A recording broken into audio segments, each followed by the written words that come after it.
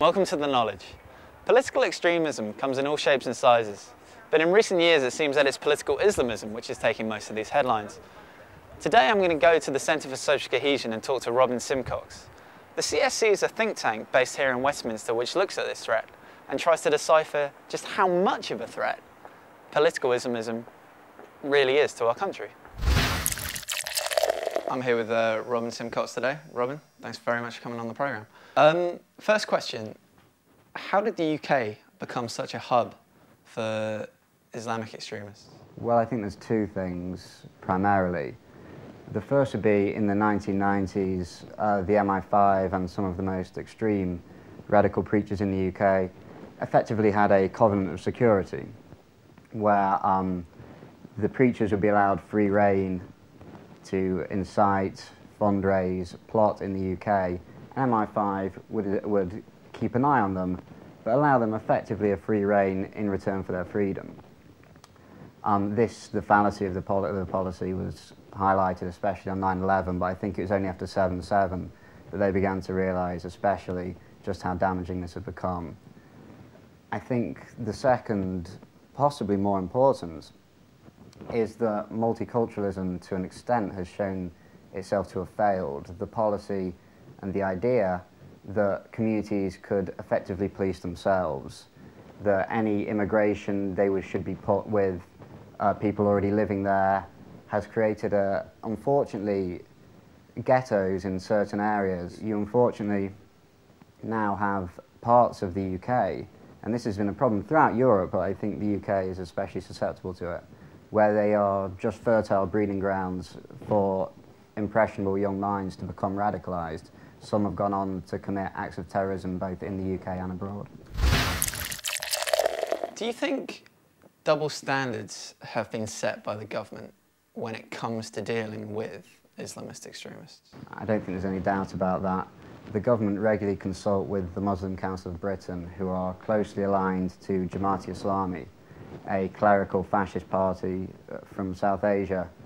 The recently Dawood Abdullah of the Muslim Council of Britain advocated the attacking of British Navy ships if it tried to stop arms being smuggled into Gaza for the Hamas. Dr. Abdul Bari has advocated the stoning of women under certain circumstances. The government also speak to the likes of the Muslim Association of Britain, closely aligned to the Muslim Brotherhood, who are a misogynistic, racist party that would advocate strict interpretations of Sharia law being introduced. The likes of the MCB and the MAB are essentially comparable to the BNP. Now, of course, you wouldn't speak to the BNP, and rightly so, but this hasn't been applied to certain Muslim groups. In the young, do you feel that political extremism will always appeal?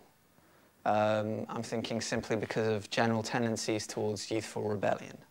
I think to an extent youthful rebellion happens is probably quite healthy as long as it extends to occasionally drinking too much perhaps, or there's an extent youthful rebellion can go to.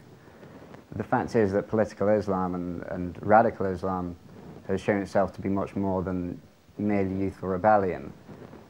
Similarly to fascism and communism, it displays and promises some kind of utopia if only certain policies are changed and certain books followed. For example, in the case of political Islam, where it says the answer to all life's problems lie in the Quran. Now, for young people, especially impressionable people who have perhaps immigrated into the UK and don't feel like Britain is their home, this can be quite a powerful and appealing message. So while youthful rebellion will always be with us, I think this is something very distinct from it. Where would you say the government has to improve its strategy with dealing with what is a very real Islamist threat? Well, the first thing I would say is give Muslims the dignity of treating them like they can't just all be summarised into one group. Too often the government has been keen to find groups that they think can deliver them the Muslim voice, or the voice on the street of Muslims. Obviously they're hugely diverse communities, and the government should accept this, number one, and accept there isn't one group that will solve all their answers. Secondly, if they are going to engage, there has to be stricter guidelines.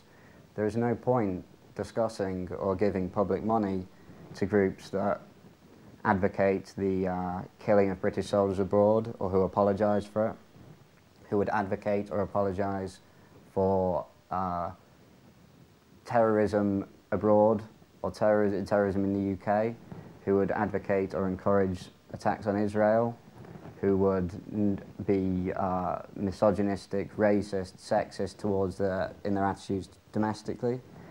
There is nothing the government can take from discussing political Islam or Islam with these groups. It's been tried. All it means is the middle ground is constantly shifted to more and more radical interpretations of Islam. The liberal Muslims and many secularists become disenchanted, they become disheartened because the government isn't seeking them out. It's seeking out those with the loudest voice, and that has been hugely, hugely damaging to us in the past, and it will be again in the future. Well, it certainly seems that political Islamism isn't an issue we can bury our heads in the sand about. At the same time, there are an awful lot of views out there on what is a very contentious issue. If you would like to share your views, please leave them on the website, www.catch21.co.uk. Keep discussing, and keep checking back to the website for new programming.